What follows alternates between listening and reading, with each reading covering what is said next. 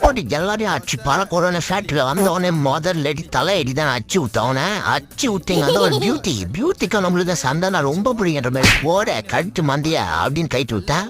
அவர் இவர் எங்க பயந்து எடுத்துட்டு ரொம்ப வேகமாக போனார் தெரியல. அவரை தடுத்து நிப்பாட்டி இருப்புற ஒரு கிலோ மட்டும் குதிரை ப்ரோ கம்மியாக இருக்குது அவரை அடிச்சு பழக்க விட்டோம். அதுக்கப்புறம் நம்ம கிண்ணில் இருக்கிற ஆர்வத்தில் இருக்கும்போது இவன் ஆர்வத்தில் இருந்தான்னு தெரியல நம்மளை தட்டி தூக்கிட்டு இருப்போம். மான்செட்டை காய்ச்சி வந்து ஆயிட்டே அதுக்கப்புறம் வழக்கம் போல மான்செட்டை கெடுத்து தரமான சம்பவம் பண்ணுறலாம் சொன்ன எடுத்துன்னு போனேன். சம்பவம் எப்படி இங்கே பண்ணி டிஸ்ட்ரிபியூஷன் மாதிரியும் வந்தான் ஒச்சு விட்டவனே. ஒச்சு விட்டு மான்செட்டைக்குள்ள சுற்றும் போது நம்ம நண்பர் ஒருத்தர் ஃப்ரெண்ட் ஆகிட்டாரு.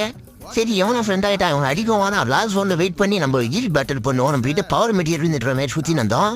அதுக்கப்புறம் இந்த கேரக்டர் போல்டு வந்து ஃப்ரெண்டாக ஆயிடுச்சு. இவன் பண்ணா தான் எனக்கு காண்டாயிடுச்சு. அவனை ஏதோ டவர் கறியில் போடுவது கேரக்டர் போல்ட்டு போய் அவனை அடிச்சு கில் எடுத்துட்டான்.